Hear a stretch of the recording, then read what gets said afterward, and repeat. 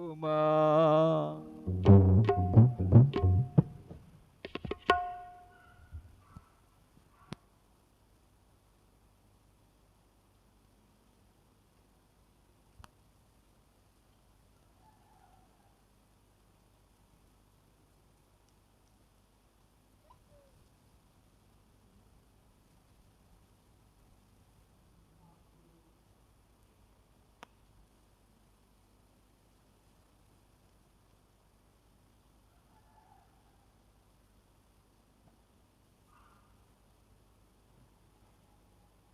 తండ్రి అయిన దేవుని నుండి ప్రభు అయిన యేసుక్రీస్తు నుండి కృపయు సమాధానం మీకు కలుగునుగాక. కూర్చుందాం, ప్రార్థన చేసుకుందాం. సర్వోన్నతుడా, మా పరలోకపు తండ్రి, నీకు స్తుతులు స్తోత్రాలు. గడిచిన ఆదివారం నుండి ఈ ఆదివారం వరకు మమ్మల్ని పెంచి పోషించావు, నీకు వందనాలు. మమ్మల్ని మేము సజీవులముగా నీ మందిరంలో సమర్పించుకునేలాగా తోడుకుని వచ్చిన విధానాన్ని బట్టి వందనాలు. ఈ వాక్యంతో మమ్మలను ఉదక స్నానం చేయమని, మాలో ఉన్నటువంటి మలినమును తీసివేయమని, నీ వాక్యమును అనుసరించే బుద్ధిని జ్ఞానాన్ని ప్రసాదించమని, దీనదాసుని మరుగున ఉంచమని, నీ దివ్య వర్తమానమును మాకు అందరికీ అందించమని క్రీస్తు నామమున నేను అడుగుచున్నాం తండ్రి, ఆమేన్.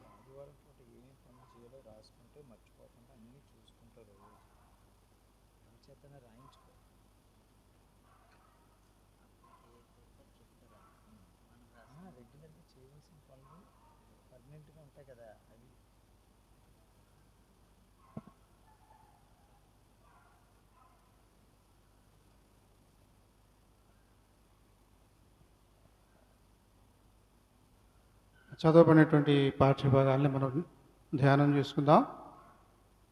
ముఖ్యంగా స్వార్థ పాఠ్యభాగం, పాత నిబంధన పాఠ్యభాగము ఒక విషయాన్ని తెలియజేస్తున్నాయి. బహుశా మీరు గమనించి ఉంటారు. ద్రాక్ష పంటను గురించినటువంటి సందేశం. ఈ ద్రాక్ష పంటను ఒక సాదృశ్యముగా, ఉదాహరణగా తీసుకొని దేవదేవుడు మనకు ఒక పాఠాన్ని నేర్పిస్తూ ఉన్నాడు. మనకందరికీ తెలిసిన పాట, అంటే సంఘంగా పాడడం కానీ ప్రత్యేకంగా సోలో పాట పాడుతూ ఉంటాం కదా. అందులో ఒకటి ఈ సందర్భంగా ద్రాక్ష బలిని గురించినటువంటి పాట ఉంటుంది. మహిమగల తండ్రి మంచి వ్యవసాయకుడు, మహితోటలు నరమొక్కను నాటించాడు. చక్కటి పాట. ఒక్కొక్క చరణం, ఒక్కొక్క మాటలు ఇవన్నీ కూడా ఉన్నాయి. అయితే మనకి సింగర్ కూడా ఉన్నారు రెడీగా. మాసిలమండి గారికి ఒక సింగర్ ఉండేవాడు, మీకు తెలియదు, చాలామందికి తెలియదు. నాకు తెలుసు, పాస్టమ్ గారికి తెలుసు. ఎందుకంటే ఆయన మా బంధువు. మాసిలమండి గారు ప్రసంగాలకు వెళ్ళేటప్పుడు ఆ రోజుల్లో హార్మోనియం, తగిలించుకునే హార్మోనియం ఉంటుంది, దాన్ని ఎకార్డిన్ అంటారు. గాయకులు ఇండియాలో అయితే కూర్చొని బల్ల మీద పెట్టుకొని హార్మోనియం వాయిస్తా పాటలు పాడతారు. ఈ మరి పాశ్చాత్య దేశాల్లో అయితే ఆ అలవాటు లేదు, మెడకు తగిలించేసుకుంటారు పూర్వపు రోజుల్లో. ఈ రోజుల్లో కూడా హార్మోనియం వాయించడం లేదు, ఈ కీబోర్డులు ఇవి వాయిస్తున్నాం. అలాగా ఆ ఎకార్డిన్ అనేటువంటిది ఇంతకుముందు రోజుల్లో మన దేశంలో కూడా కొంచెం ప్రభావం చూపింది. మెడకు తగిలించుకొని వాయిస్తుంది. ఆ విధంగా మెడకు తగిలించుకొని వాయించేటువంటి ఒక చక్కటి గాయకుడు ఉన్నాడు. ఆ గాయకుడు మాసిలమండి గారి సభలకు, ఆయన ప్రసంగం ఉన్నటువంటి సభలకు తప్పకుండా హాజరయ్యి స్పెషల్ సింగర్గా పాడేవారు అనమాట. ఆయన పేరు జేకబ్ ప్రభు, సికింద్రాబాద్.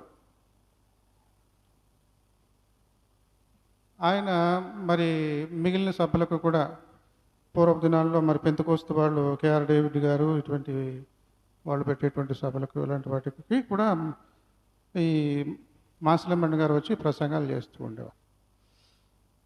ఆ రకంగా వచ్చి రాజమండ్రి వచ్చినప్పుడు, రాజమండ్రిలో పెద్ద సంఘం, మంచి కాంపౌండ్ ఉన్నటువంటి సంఘం జాంపేట సంఘం, సెయింట్ పాల్స్ చర్చ్. అక్కడికి వచ్చినప్పుడు అక్కడ ఉన్నటువంటి ఆర్గన్ వాయించే ఆయన ఈయనకి పరిచయం. సంగీతం కదా, ఒకరికొకరు అలాగా పరిచయం అయ్యారు.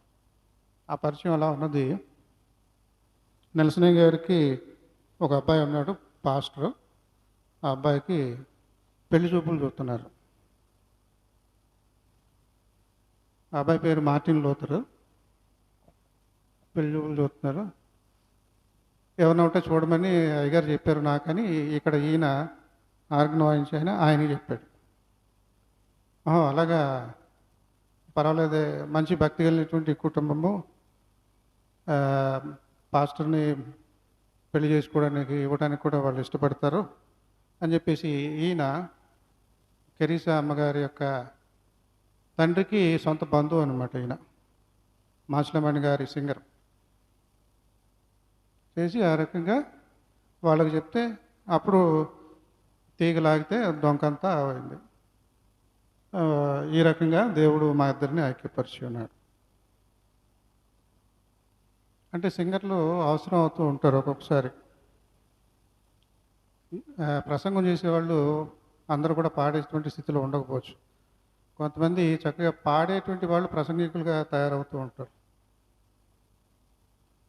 నాన్నగారికి మరి ప్రసంగాలు చేసేటప్పుడు అప్పుడప్పుడు ఈ రెడ్డి రవి అని ఉండేవాడు కదా, చనిపోయాడు. ఆయన కూడా ఉంటూ ఉండేవాడు. ఆయన కూడా ఉంటూ నాన్నగారు అక్కడక్కడ ఏదైనా ప్రసంగాలు పిలిచినప్పుడు గాయకుడిగా కూడా వెళ్తూ ఉండేవాడు అనమాట. ఇక నాన్నగారికి నా స్టూడెంట్ యొక్క నాన్నగారు పరిచయం. మద్రాసు నగరంలో బైబిల్ కళాశాలలో పాస్ట్ ట్రైనింగ్ అవుతున్నటువంటి ఒక కుర్రవాడు వాళ్ళ తండ్రికి మా తండ్రికి పరిచయం. నెల్లూరు. ప్రతి సంవత్సరం వాళ్ళు బ్రహ్మాండమైనటువంటి యువజన ఉజ్జీవ కూడికలు పెడతా ఉంటారు 3 రోజుల పాటు. ఆ 3 రోజులు కూడా పగలు మళ్ళీ రాత్రి ఈ ప్రసంగాలు ఉంటాయి, వాక్య పరిచర్య ఇవన్నీ ఉంటాయి. అప్పుడు అడిగారు అనమాట, నాన్నగారు మీ నాన్నగారు మా నాన్న పరిచయం కదా, నాన్నగారు కూడా చక్కగా వాక్యం చెప్తారని విన్నాను, ఓసారి ఒక పూట రావచ్చు కదంటే నాన్నగారు చెప్తే వెళ్ళారు నెల్సన్ గారు. నేను మద్రాసు నుంచి అటు అలా వచ్చాను, వీళ్ళు ఇక్కడి నుంచి రాజమండ్రి నుంచి నెల్లూరు వచ్చారనమాట. అప్పుడు నాన్నగారు ఒక ప్రసంగం మధ్యాహ్నం పూట, ఆఖరి రోజు అనుకుంటా, చాలా చక్కటి ప్రసంగం, పౌలు భక్తుని యొక్క పరిచర్య ఉదాహరణగా చెబుతూ చెప్పినటువంటి ఆ పరిచర్యకు సంబంధించినటువంటి ప్రసంగం చేశాం. అప్పటికే మాచిలమ్మ గారి ఈ పాట బాగా ఊపందుకున్నటువంటి పాట. ఏమిటది? పరిచర్యను గురించినటువంటి, యేసుక్రీస్తు పరిచర్యను గురించినటువంటి పాట. గుర్తుందా? ఏం పాట అది? మనకందరికి తెలిసిన పాటే.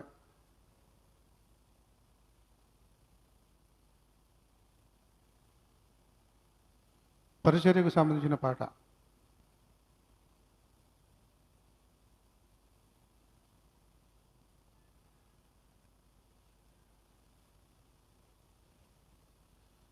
లోకభోగములు నిలిచి సిగ్గుపడని సేవా, లోకము జయించు సేవ,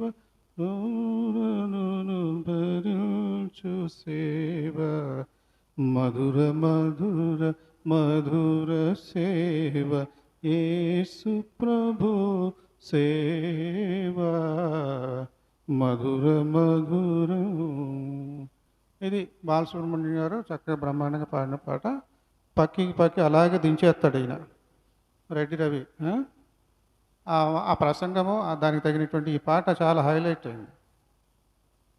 అలా ఉంటాయి దేని యొక్క పరిచయలో కొన్ని పోకడలు. ఇదంతా ఎందుకు చెప్తున్నాను అని అంటే,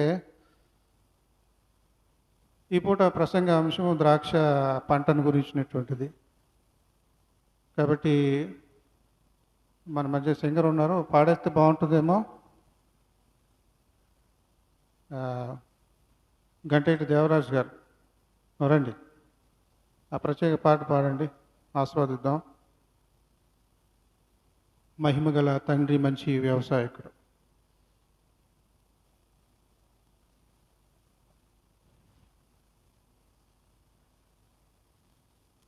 మరి మాకు అకాడమీ లేడు, బయటకు వెళ్ళిపోయాడు అకాడమీ. తబలా ఇక్కడ చుట్టుపక్కల అందుబాటులో ఎక్కడ ఉన్నారా చూడు.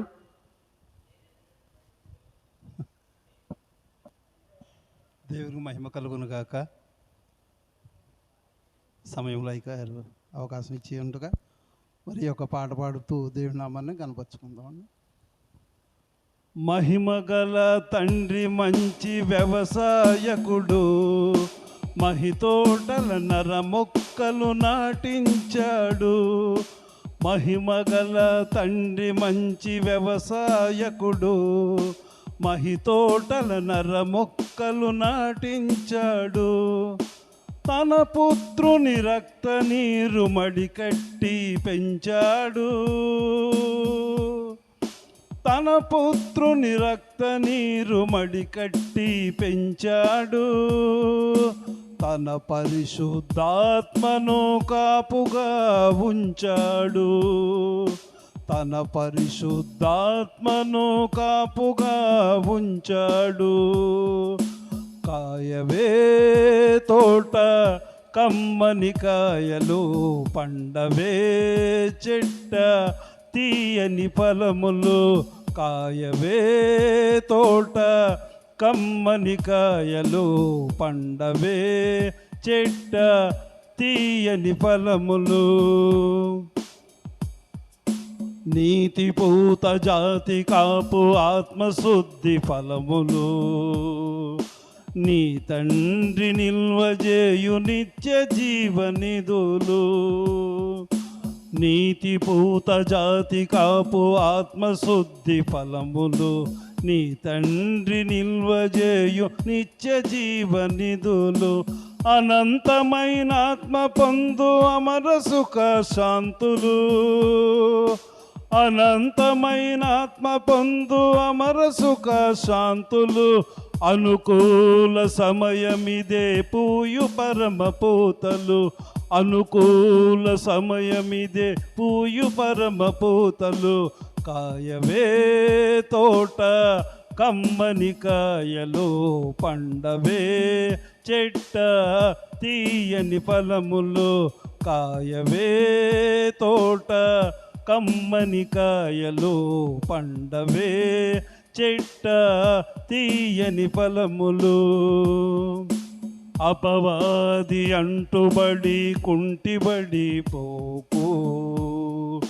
కాపుకొచ్చి చేదు పళ్ళు గంపలుగా కాయకు. అపవాది అంటుబడి కుంటిబడి పోకు. కాపుకొచ్చి చేదు పళ్ళు గంపలుగా కాయకు. వెర్రిగా చుక్కలంటి ఎదిగి విర్రవీగకు. వెర్రిగా చుక్కలంటి ఎదిగి విర్రవీగకు. అదిగో గొడ్డలు వేరున పదును పెట్టి ఉన్నది. అదిగో గొడ్డలు వేరున పదును పెట్టి ఉన్నది. కాయవే తోట కమ్మని కాయలు, పండవే చెట్ట తీయని ఫలములు. కాయవే తోట కమ్మని కాయలు, పండవే చెట్ట తీయని ఫలములు. కలువరి కొండలు పుట్టి పారిన కరుణానది. కలుషమైన చీడపీడ కడిగిన ప్రేమానది. కలువరి కొండల పుట్టి పారిన కరుణానది. కలుషమైన చీడపీడ కడిగిన ప్రేమానది. నిజముగా నీవు నీ సొత్తువు కావు. నిజముగా నీవు నీ సొత్తువు కావు. యజమాని వస్తాడు, ఏమి ఫలములు ఇస్తావు. యజమాని వస్తాడు, ఏమి ఫలములు ఇస్తావు? కాయవే తోట, కమ్మని కాయలు పండవే చెట్ట, తీయని ఫలములు. కాయవే తోట, కమ్మని కాయలు పండవే చెట్ట, తీయని ఫలములు. దేవునికి మహిమ కలుగును గాక. చక్కటి పాట కదా. ఆ వాద్య సహకారము కొంచెం హార్మోనియాన్ని మెడలో తగిలించుకుంటే ఎకాడిన్ అవుతుంది అన్నారు కదా, అలా ఉంది అది కూడా. తబలా మీద రావాలి. మరి ఇక్కడ మేము ఈ డ్రెస్లో ఉంటే బోన్లో ఉన్నట్టు ఉంటుంది, లేకపోతే కిందకు వచ్చేసి తబలా వాయించేద్దామని ఆతృత. మొత్తానికి చక్కటి భావంతో కూడినటువంటి పాట. సాదృశ్యము చాలా అవసరం. కొన్ని విషయాలు అర్థం చేసుకోవడానికి సాదృశ్యం అవసరం. దావీదు గొలియాతును చంపాడు, దావీదు ఎంత ఎత్తు, గొలియాతు ఎంత ఎత్తు అని పిల్లలకి పాఠాలు నేర్పాలంటే వాళ్ళకి అర్థమయ్యేలాగా ఏదైనా సాదృశ్యం చెప్పాలి. గొలియాతు ఎలక్ట్రికల్ స్తంభం అంత ఎత్తు ఉంటాడు, పొడుగ్గా ఉంటాడు అంటే అర్థమవుతుంది. తాడి చెట్టు అంతా ఉన్నాడంటే అది వేరే, అసలు అది ఊహకు మించింది. ఆ రోజు చూసేది కొంచెం ఒక మోస్తరుగా సరిపోయేది ఏంటంటే ఎలక్ట్రికల్ స్తంభం అంత ఎత్తు ఉంటాడు. దావీదేమో నీకులాగా నాకులాగా మామూలు ఎత్తులో ఉంటాడు అని పిల్లలకి అర్థమయ్యేలాగా సాదృశ్యం చెప్తాం. అలాగే ఆత్మీయమైనటువంటి విషయాలు అర్థం చేసుకోవడం కోసం అనేకమైనటువంటి సందర్భాలలో అనేక రకాలుగా సాదృశ్యాలు ఉన్నాయి. ఇక్కడ దేవుడికి మనకి మధ్య ఉన్నటువంటి సంబంధం ఏ రకంగా ఉంది, ఎంత బలంగా ఉంది, ఎంత బలహీనంగా ఉంది అనేది గమనించాలి. నేను పనిచేసినటువంటి కాలేజీలో ఒక ఆయన సడన్గా వచ్చి ప్రసంగం చేశాడు. అంటే ప్రతిరోజు కూడా ట్రైనింగ్లో ఉన్న కుర్రవాళ్ళు క్లాస్లో కూర్చుంటారు, మళ్ళీ తర్వాత టీ బ్రేక్ ఉంటుంది. దానికి ముందుగా ఒక గంట సేపు ప్రార్థన కూడిక ఉంటుంది. ఆ ప్రార్థన కూడికలో మరి లెక్చరర్లు, స్టూడెంట్లు, బయట నుంచి ఎవరైనా వచ్చినటువంటి అతిథులు ఎవరో ఒకళ్ళు ప్రసంగం చేస్తూ ఉంటారు. ప్రతిరోజు ఒక్కొక్కరు దేవుని వాక్యాన్ని ఇస్తుంటారు. ఒక రోజున ఒక దొర, తెల్లటి ఆయన వచ్చి ప్రసంగం చేశాడు. ఆ ప్రసంగం మధ్యలో కొన్ని వివరాలు తెలియజేశాడు, తన అనుభవాన్ని తెలియజేశాడు. ఏమిటి అని అంటే, అతడు ఒకానొకప్పుడు ఆంధ్రప్రదేశ్లో మిషనరీగా పనిచేశాడు. అతనికి చక్కగా తెలుగు వచ్చు. ఒక 20 సంవత్సరాల క్రితం ఎప్పుడో వచ్చాడు మా అక్కడ పనిచేస్తున్నటువంటి కాలేజీలో. సందర్భానుసారంగా ఒక ఉదాహరణ చెప్పాడు. ఏమిటంటే, అరటి చెట్టు మర్రి చెట్టు అన్నాడు తెలుగులోనే. ఈ ఇంగ్లీష్ ప్రసంగం అది. అరటి చెట్టు మర్రి చెట్టు ఉదాహరణ చెప్తున్నాను మీకు, ఎందుకంటే నేను ఆంధ్రాలో పనిచేశాను. అక్కడ రకరకాల చెట్లు ఉంటాయి, అందులో ఈ రెండు మనకు ఇప్పుడు ఉదాహరణగా అవసరం అవుతున్నాయని చెప్పేసి చెప్పాడు. మనం ఏమై ఉన్నాం, మర్రి చెట్టులాగా బతుకుతున్నామా, అరటి చెట్టులాగా బ్రతుకుతున్నామా అనేది ఆ అంశంలో భాగం అన్నమాట. అరటి చెట్టు దేనికి ఉదాహరణ అంటే, అది కాపుకు వచ్చిన తర్వాత ఒక గెల, అది కాసిన తర్వాత ఇంకొక రెండవ గెల, మూడవ గెల కాయదు.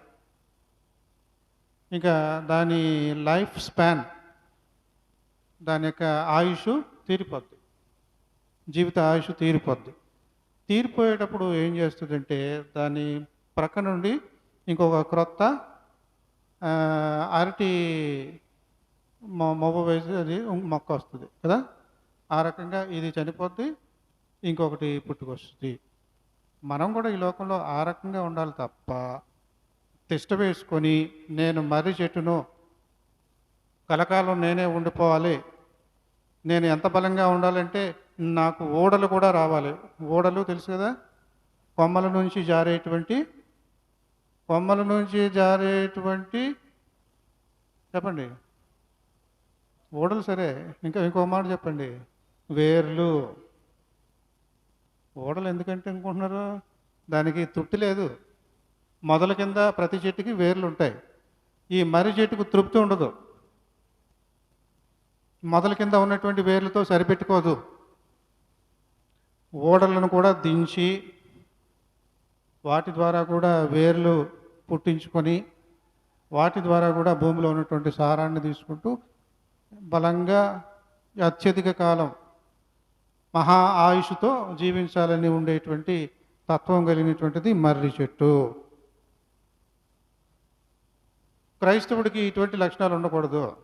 లోకాశలతో నేనే ఉండిపోవాలి, అంతా ఆస్తి అంతా నాదే, ఈ వ్యాపారం అంతా నాదే, ఈ ఐశ్వర్యం అంతా నాదే, ఈ పలుకుబడి అంతా నాదే అన్నట్లుగా లోక సంబంధమైనటువంటి ఆలోచనలతో కొంతమంది బయట రాజకీయాల్లో కానీ వ్యాపారాల్లో కానీ మనం చూస్తూ ఉంటాం. వాళ్ళే ఉండిపోవాలి, అలా వాళ్ళ పేరే నిలబడిపోవాలి, ఈ రకంగా ఉంటాయి. అది తప్పు. నువ్వు క్రైస్తవుడు అని పిలువబడుతున్నావు అని అంటే అరటి చెట్టులాగా బ్రతుకు. దేవుడు నీకు ఇచ్చినటువంటి ఆయుష్లో చక్కగా ఒక గెలకాయ, ఒక గెలకి ఎన్ని కాయలు ఉంటాయి చెప్పండి? అరటికాయలు సుమారు 100 నుంచి 200 వరకు ఉంటాయి అనుకుంటాం. సరే, ఒక అరటి పండులో విత్తనాలు ఉంటాయి, నల్లగా. ఎన్ని విత్తనాలు ఉంటాయి? అవి కూడా సుమారు 100 నుంచి 200 విత్తనాలు ఉంటాయి. ఒక్క చెట్టుకి ఇప్పుడు ఎన్ని విత్తనాలు ఉన్నాయి చూడండి. గెల ఒకటే. విత్తనాలు లెక్క వేసుకుంటే ఒక 10,000 15,000 విత్తనాలు ఉంటాయన్నమాట మొత్తం అంతా గెల లోపల. అవన్నీ కూడా మరి వేస్తే చెట్టుగా మొలవాలి, చెట్లుగా తయారవ్వాలి. దాని తత్వం అది కాదు. నాకు ఇది వద్దు, నేను 15,000 చెట్లకు తల్లిని కావాలని అనుకోదు. మామిడి చెట్టులో నుంచి కాయలు వస్తాయి, గెలలు గుత్తులుగా వస్తాయి. ఒక 1000 కాయలు వచ్చినాయి అనుకుందాం ఒక చెట్టు నుంచి. అంటే ఆ టెంకలో 1000 టెంకలు ఉంటాయి. ఆ 1000 టెంకలు తీసుకెళ్ళి అక్కడక్కడ ఎన్ని వేయచ్చు? 1000 మామిడి మొక్కల్ని మొలిపించవచ్చు. ఈ అరటి చెట్టుకి నో ఛాన్స్. నాకు అదేం వద్దు, ఈ ఒక్క గెలతోనే నేను సరిపెట్టుకుంటాను, ఇది కూడా అవతల వాడు తినటానికే పనికొస్తుంది అన్నట్లుగా ఉన్నది దాని యొక్క తత్వం. అది చనిపోయేలోగా ఇంకొకటి పుట్టుకొచ్చేలాగా ఉంటుంది. ఇప్పుడు మనం బైబిల్ సంబంధించిన దాంట్లో వద్దాం. అరటికాయలు ఇలాంటివి ఆ ప్రాంతాల్లో ఉండవు అనుకుందాం. బైబిలు ప్రదేశంలో, పాలస్తీన్ ప్రదేశంలో ఉండవు. వాళ్ళకి బాగా అలవాటైనటువంటి ఫలాలు ఏమిటి? విశేషమైనటువంటి ఫలాలు, లేకపోతే సీమ ఫలాలు, ఎక్సాటిక్ ఫ్రూట్స్ ఏమిటవి అంటే, మనకు ఈ మధ్యకాలంలో ద్రాక్షలు ఇవన్నీ మనకు బాగా ఉన్నాయి, కానీ ఇవన్నీ కూడా అక్కడ ఎక్కువగా ఉండేటువంటివి. ద్రాక్ష పంట. దీనికంటే ఇంకో విశేషమైనది ఇంకొకటి ఉంది. ఏమిటది? ఒలీవ పంట. ఒలీవ పంట, గెత్సెమనే తోట, ఒలీవ చెట్లు తోట. ఆ తోటలోనే గానుగ. మనకి గానుగ వీధి ఉంది రాజమండ్రిలో పేరు. ఎక్కడ? దానమయ్యపేటలో ఇటువైపు చివరిలో ఉంటుంది. అంటే బైపాస్ రోడ్లో చర్చి నుంచి మనము అలాగా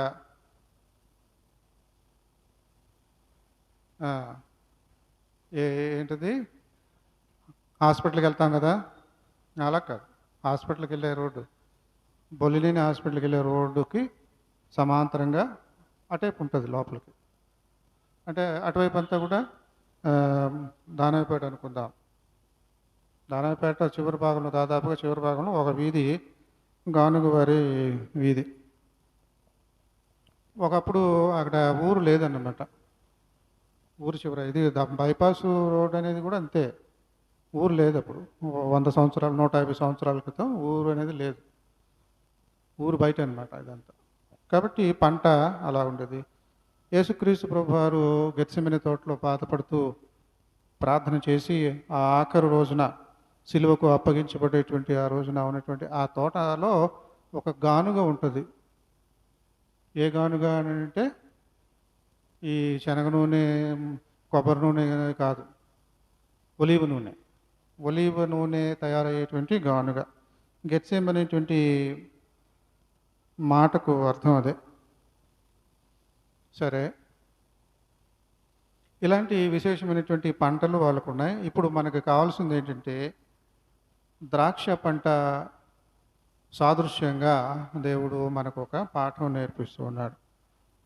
పాత నిబంధనలో చెప్పబడింది, క్రొత్త నిబంధనలో కూడా ద్రాక్ష పంటను గురించి చెప్పబడింది. కానీ భేదం ఉన్నది. ఏమిటి అని అంటే పాత నిబంధనలో ఉన్నటువంటిది సమాజానికి సంబంధించినటువంటి ఉమ్మడి విషయము. క్రొత్త నిబంధనలో చెప్పబడినటువంటిది వ్యక్తిగతమైనటువంటి విషయము. ద్రాక్షవల్లిని నేను, తీగలు మీరు అనేది క్రొత్త నిబంధనలో సాదృశ్యంగా క్రీస్తు ప్రభువారు చెబుతూ ఉన్నాడు. పాత నిబంధనలో ఏంటంటే ఉమ్మడిగా అనమాట. ఇశ్రాయేలీలందరూ కూడా ద్రాక్ష పంట లాంటి వారు. ద్రాక్ష పొలం, చేను, తోట, ద్రాక్ష తోట లాంటి వారు.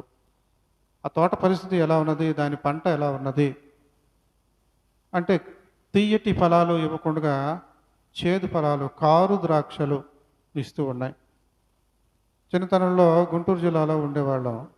అక్కడ కూరకి దోసకాయలు అమ్ముతూ ఉంటారు. కొన్ని దోసకాయలు చేదుగా ఉంటాయి. అవి కొన్ని సందర్భాల్లో ప్రక్కన ఉన్నటువంటి చెట్ల వలన, దేని వలన మొళ్ళు గుచ్చుకొనో దేనికో, లేకపోతే మామూలుగానే చేదును సంతరించుకుంటూ ఉంటాయి. అవి కొన్ని ఏమంటే చూడగానే ఇది చేదు దోసకాయ అని తెలిసిపోద్ది. వాటిని పక్కన పెట్టేస్తారు. వాటికి ఒక పేరు పెడతారు, కుక్కమూతి దోసకాయ. చేదు దోసకాయల్ని, కుక్కమూతి దోసకాయలని పక్కన పెట్టేస్తారు. అలాగా ఈ ద్రాక్ష పంట చేతికి వచ్చేసింది. ఏవి మంచివి, ఏవి చెడ్డవి అని తీరా చూస్తే అన్నీ కూడా కుక్కమూతి దోసకాయలాగే ఉంది ద్రాక్షలు. పాత నిబంధనలో ఉన్నటువంటి ఉదాహరణ. దేనికి పనికిరాదు. ద్రాక్ష తోటలో వాళ్ళకు కూడా వేరే రకమైనటువంటి గానుగా ఉంటుంది. మెషిన్లో వేసేలాగున తీసేలాగున కాదు. ఈ ద్రాక్షరసం ఉత్పత్తి చేయడానికి కూడా పశువుల్ని వాడరు. ఇక్కడ క్రొత్త నిబంధనలో ఒలీవ దీనికైతే పశువులను వాడతారు. అది ఇలా తిరగాలి, గానుగెద్దు తిరగాలి, అన్నీ ఉంటాయి.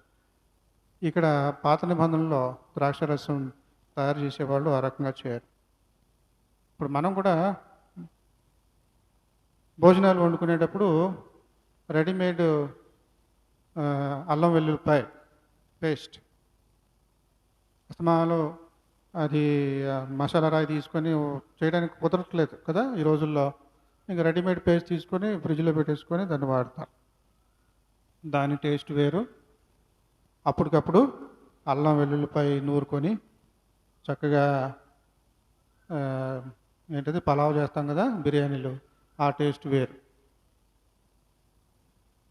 అలాగా ద్రాక్షరసం కూడా ఇలాగ రుబ్బు చేసేసి పిండి రుబ్బినట్టుగా చేసేసి రసం తీసేయచ్చు. చేయరు అలాగా. ఒక చిన్నపాటి తొట్టి, ఇలాంటి సైజు తొట్టిలో గెలలన్నీ కూడా, గుత్తులన్నీ కూడా వేసేసి అవన్నీ ఊడిపోయేలా చేసి చక్కగా శుభ్రం చేసి నీళ్ళతో క్లీన్ చేసేసి ఒకళ్ళు లేకపోతే ఇద్దరు లేకపోతే ముగ్గురు కూడా పెద్ద సైజుని బట్టి మనుషులు కాళ్ళు చేతులు బాగా కడిగేసుకొని అందులో దిగుతారు. కాళ్ళతో తొక్కేస్తూ ఉంటారు. ఇంకా అలాగా తొక్కి చేస్తే దాంట్లోంచి వచ్చినటువంటి రసాన్ని తీస్తారనమాట, ద్రాక్ష రసం. కానీ ఇప్పుడు పనికిమాలిన ద్రాక్షాలు పండినవి. ఇవి ఇప్పుడు ఆ తొట్టులో వేసి రసం తీయడానికి పనికిరా. అసలు వాటిని గుత్తుల్ని కోయటానికి కూడా అనవసరం. ఉన్నవి ఉన్న పళంగా ఎండబెట్టేసి వదిలేసి గాలికి వదిలేసి వాటిని నరికేసి ఎండిపోయేలా చేసేసి తగలబెట్టేస్తే వదిలిపోతాయి. ఎరిగి ఎరిగి చెడిపోతివి మనస, ఇక నీదికెవ్వరు చెప్పుమా. ఇశ్రాయేలీయులారా, మీకు మీరుగా మీ చేతులారా మీ పంటను మీరే నాశనం చేసుకున్నారు. నా వంతు, నా తండ్రి వ్యవసాయకుడు, యెహోవా దేవుడు వ్యవసాయకుడు. ఆయన వ్యవసాయకుడిలాగా అన్నీ అమర్చాడు. కొండ ప్రాంతంలో మనకి నీలగిరి కాఫీ, దక్షిణ ఇండియాలో నీలగిరి కాఫీ. మనకి టీ అమ్మేటప్పుడు పలానా టీ ఎక్కువగా మన పేరు ఉంటాం, అస్సాం టీ అంటాం. విన్నారు ఎప్పుడన్నా? అస్సాం టీ. అస్సాం ఎక్కడుంది?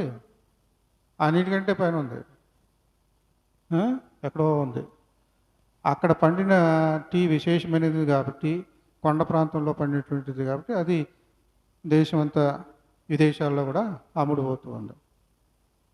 ఈ ద్రాక్ష పంట కూడా ఎక్కడ పడితే అక్కడ పండించడానికి కుదరదు. కొండ ప్రాంతాల్లో కొంచెం వాలుగా ఉండేటువంటి ప్రాంతాలు ఎన్నుకుంటే ఇంకా చాలా చక్కగా మంచి రుచికరమైనటువంటి ఫలాలు ఉంటాయి. అలాగా ఎన్నుకొని మిమ్మల్ని మంచి స్థానంలో పెట్టి మీకోసం అన్ని రకాలుగా శ్రద్ధ తీసుకొని ఎరువులు వేసి నీళ్లు పెట్టి అవి చేసి ఇవి చేసి చేస్తే మీరు తీయని ద్రాక్షాలు పంటను పండడానికి బదులుగా కారు ద్రాక్షలు కుక్కమూతి దోసకాయల్లాగా తయారయ్యారు. కాబట్టి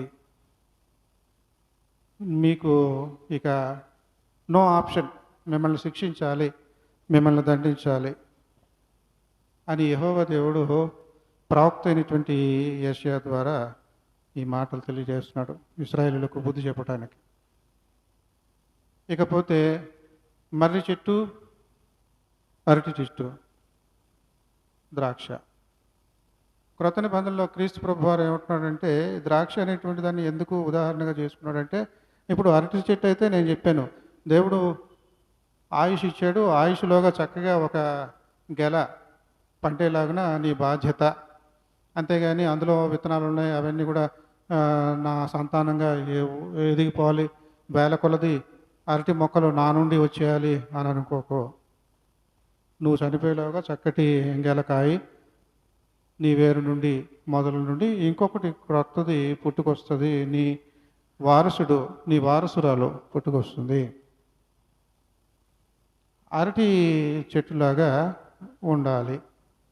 ఇప్పుడు యేసుక్రీస్తు ప్రభుని దృష్టిలో పెట్టుకొని ద్రాక్ష పంటను ఎలా అర్థం చేసుకోవాలి అంటే, ద్రాక్ష వల్లిని నేను, తీగలు మీరు. అంటే వల్లి అంటే పాకేటువంటిది అనమాట. మల్లి చెట్టు ఉన్నదనుకోండి, కొన్ని ఏమో చెట్లులాగా ఉంటాయి, గుబురుగా ఉండి, కానీ కొన్ని మల్లెలు అలా ఉండవు, తీగలాగా అల్లుకుపోతూ ఉంటాయి. అదేవిధంగా కొన్ని మరి కాకరకాయ కానివ్వండి, ఇంకోటి కానీ అవి కానీ తీగల్లాగా అలాగే పాకుతూ ఉంటాయి. ఆ తీగల్ని పాతకాలపు భాషలో వల్లి అంటారు. కాబట్టి ఒక ఈ చెట్టులాగా ఎదిగేటువంటిది కాదు, మామిడి చెట్టు లాంటిది కాదు, లేకపోతే ఈ ఒలీవ చెట్టు లాంటిది కాదు ఈ ద్రాక్ష చెట్టు అని అనకూడదు అనమాట. ద్రాక్ష వల్లి, తీగ కలిగినటువంటి ప్రాకేటువంటిది. కాబట్టి నేను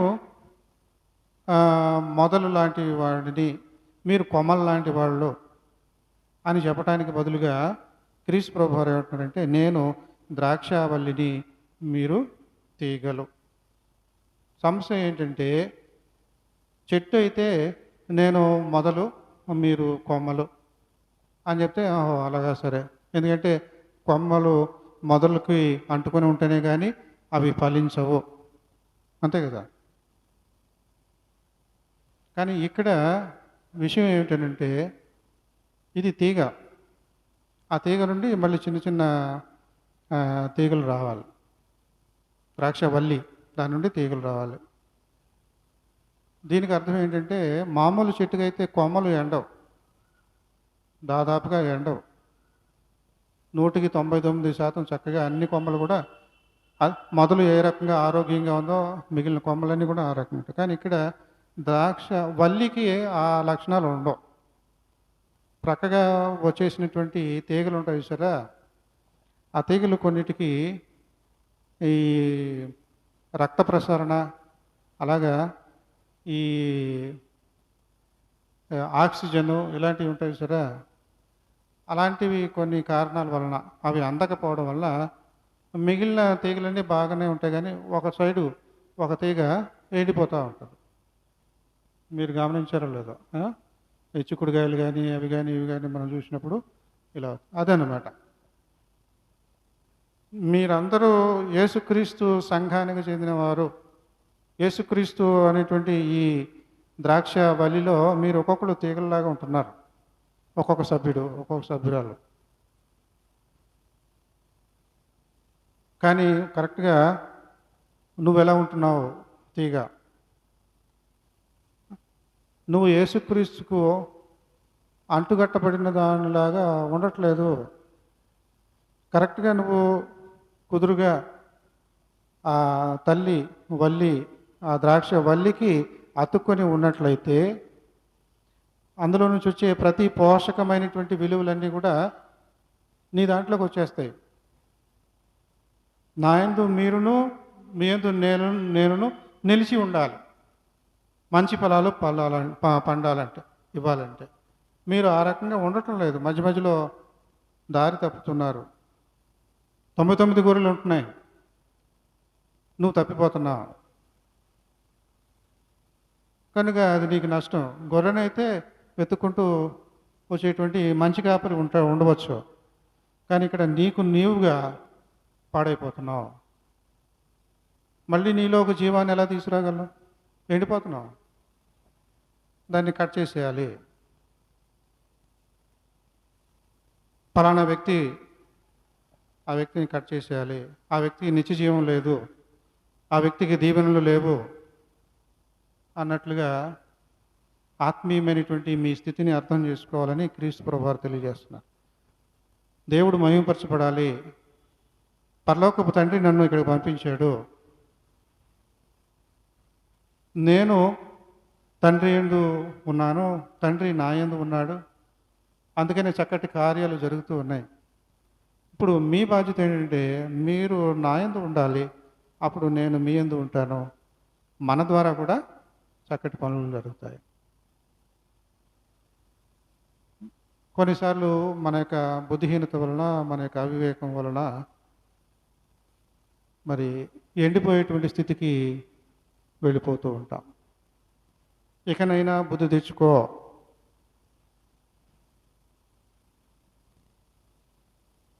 ఫిలదెల్ఫియా సంఘంలో 7 సంఘాల్లో ఇది ఒక 6వ సంఘం. ఇది ఫిలదెల్ఫియా సంఘం.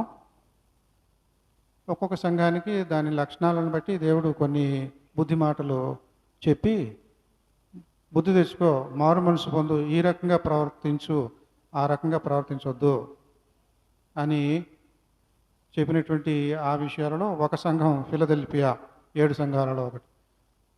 ఏం చెప్తున్నాడు అని అంటే, నీకు కొన్ని ఆధిక్యతలు ఉన్నాయి చక్కగా. ఏమిటది? తాళం చెవి దేనికి గుర్తు అని అంటే అధికారానికి గుర్తు, ప్రాధాన్యతకు గుర్తు. దావీదు తాళపు చెవి కలిగి ఎవడునూ వేయలేకుండా తీయువాడును, ఎవడునూ తీయలేకుండా వేయువాడునైనా సత్యస్వరూపేగు పరిశుద్ధుడు చెప్పు సంగతులేమనగా, నాకున్నది ఆ శక్తి, ఆ అధికారము, మీకు లేదు. నీ క్రియలను నేను ఎరుగుదును, నీకున్న శక్తి కొంచెమై ఉండినను. నీకు కొంచెమే అధికారం ఉన్నప్పటికీ, తాళం ఉన్న వాళ్ళ దగ్గరే అధికారం ఉంటుంది, పెత్తనం ఉంటుంది. అలాగా అధికారము, ఆ పెత్తనము నా దగ్గర ఉన్నది, నీ దగ్గర కొంచెం మాత్రమే ఉన్నది, కొంచెం మాత్రమే శక్తి ఉన్నది. అయినా కూడా నువ్వు నా వాక్యాన్ని పట్టుకొని ఉన్నావు, నీ యందు నేను సంతోషిస్తున్నాను. అయితే ఈ లక్షణం కలిగినటువంటి నేను, అధికారం కలిగినటువంటి నేను ఏం చేస్తున్నాను ఇప్పుడు? నీ ముందు తలుపు తీసి పెడుతున్నాను, ఉంచుతున్నాను. ఇదిగో తలుపు నీ ఎదుట తీసి ఉంచి ఉన్నాను, దానిని ఎవడు వేయనేరడు. యూదులు కాకయే తాము యూదులమని అబద్ధమాడు సాతాను సమాజపు వారిని రప్పించదను, వారు వచ్చి నీ పాదంలో ఎదుట పడి నమస్కారం చేసి, ఇదంతా మనం చదువుతూ ఉన్నాం. నేను త్వరగా వచ్చుచున్నాను, ఎవడునో నీ కిరీటము అపహరింపకుండునట్లు నీకు కలిగిన దానిని గట్టిగా పట్టుకొనుము. ఈ విధంగా సైతానుడు ఏం చేస్తాడంటే, శోధించేటువంటి వాడు మనల్ని ఇబ్బంది పాలు చేస్తూ ఉంటాడు.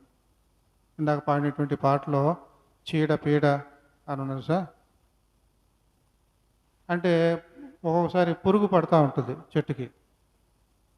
ఆ పురుగు పెట్టినప్పుడు ఏం చేయాలి? మందు చల్లుతూ ఉండాలి. చెట్టంతా పట్టకపోవచ్చు, ఒక కొమ్మ వైపు మొట్టమొదటిగా పట్టవచ్చు, ఒక తీగ వైపు ఈ చీడ పీడ పట్టవచ్చు, అక్కడ కొట్టాలి. సైతానుడు ఆ రకంగా ఒక వ్యక్తిని గురిగలిగి ఆ వ్యక్తిని పడవేయడానికి పన్నాగాలు పన్నుతూ ఉంటాడు. ఎండిపోతాం, యేసుక్రీస్తులో ఉండం, దూరం అయిపోతాం, ఇక కట్ చేసేసేటువంటి పరిస్థితి ఏర్పడుతుంది. ఫలించని తీగ మరి నరికివేయబడాలి, తీసివేయబడాలి. ఆ రకంగా అటువంటి శోధనలకు గురి కాకుండా మనం జాగ్రత్త పడాలి. ఫిలదెల్ఫియా సంఘమా, ఆ విధంగా నువ్వు జాగ్రత్త పడు. సాతాను సమాజపు వారిని రప్పించదను, వారు వచ్చి నీ పాదంలో ఎదుట పడి నమస్కారం చేసి, ఇదిగో నేను నిన్ను ప్రేమించిన తెలుసుకున్నట్లు చేసేదాను. కాబట్టి నీవు నా ఓర్పు విషయమైన వాక్యము గైకుంటివి గనుక భూనివాసులను శోధించుటకు లోకమంతటికి మీదికి రాబో శోధన కాలంలో నేను నిన్ను కాపాడదను. కొంతైనా మన ప్రయత్నం ఉండాలి. ఆ సైతానుడు వచ్చాడు, చీడ బయట నుండి వచ్చింది, ఇందులోనిది కాదు కదా, మరి నేనేం చేయగలను అని అనుకోకూడదు. మన వంతు బాధ్యత మనం తీసుకోవాలి, అంటుకట్టబడాలి, దాని నుండి జారిపోయేలాగా ఉండకూడదు, ఆక్సిజన్ అందుకోవాలి, పోషక విలువలు ప్రసరించేటువంటి ఆ నాళాలు అన్నీ కూడా సరిగ్గా పనిచేసేలాగా చూసుకోవాలి. అప్పుడే తిరిగి మళ్ళీ పునరుజ్జీవనంలో ఆ ఎండిపోయేటువంటి కొమ్మ మళ్ళీ చక్కగా పచ్చగా మారుతూ ఉంటుంది. అటువంటివి కూడా మనం గమనించాలి. సృష్టిలో మళ్ళీ పచ్చగా మారుతూ ఉంటాయి. కాబట్టి ఆత్మీయమైనటువంటి స్థితి ఎలా ఉన్నది తెలుసుకోవడానికి సాదృశ్యం అన్నమాట. మన యొక్క ఆత్మీయమైనటువంటి స్థితిని మనం తెలుసుకునేలాగున ద్రాక్షావల్లి అనేటువంటి ఈ సాదృశ్యాలు రెండు ఈ పూట దేవుడు మనకు అందిస్తూ ఉన్నాడు. కనుక ప్రియమైన సంగమా, మన యొక్క స్థితి ఏ విధంగా ఉంది? క్రీస్తులో ఉన్నామా? క్రీస్తు నాకు అక్కర్లేదని నాకు నేనుగా ఉండగలను అని అనుకోవడం అనేటువంటి బైబిలు బోధ కాదు. బయట మతాలలో, బయట ప్రపంచంలో ఒకవేళ అలా ఉంటుంది, అహం బ్రహ్మస్మి అన్నట్లుగా ఉంటుంది. నేనే దేవుడిని, ఇంకొకడు కాదు. నాలో ఉన్నటువంటి దేవుణ్ణి నేను గుర్తించలేక బుద్ధిహీనతలో ఉన్నాను. ఎందుకంటే ఈ శరీరంలో ఉన్నాను. ఎవడున్నాడు నేను? అసలు నువ్వు ఎవడివి? ఈ శరీరంలో రాకముందు నువ్వు తెలుసా? బయట బోధలు ఇంకొకలాగా ఉంటాయి, కానీ ఇక్కడ బైబిల్ పరమైనటువంటి ఆత్మీయమైనటువంటి బోధకు మనం మ్యాచ్ చేయలేం. క్రీస్తులో ఉండాలి, క్రీస్తుతో ఉండాలి, లేకపోతే మనకు రక్షణ లేదు, మనం ఫలించలేము. పరలోకపు తండ్రి మన విషయమై సంతోషించలేడు. అత్యధికంగా మనము ఫలిస్తాము క్రీస్తులో ఉంటే. అప్పుడు పరలోకపు తండ్రి అత్యధికంగా సంతోషిస్తాడు. ఆ రకంగా మంచి ఫలాలతో ఆ దేవదేవుడు ఇచ్చేటువంటి ప్రతి దీవెన అందుకోవాలని మరి క్రైస్తవులముగా మరి ముఖ్యంగా మనమందరం కూడా యేసుక్రీస్తును ద్రాక్షవల్లిగా, మనము ఒక్కొక్క తీగగా అర్థం చేసుకుని దానికి తగినటువంటి జీవితాలు జీవించాలని దేవుడు ఎదురు చూస్తున్నాడు. దేవుడి కొద్ది మాటలు దీవించడం గాక. సమస్త జ్ఞానమునకు మించిన దేవుని సమాధానము యేసుక్రీస్తు వలన మీ హృదయములకు మీ తలంపులకు కావలి ఉండును గాక.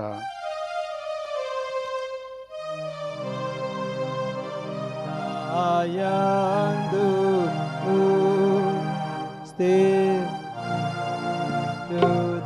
హృదయము కలు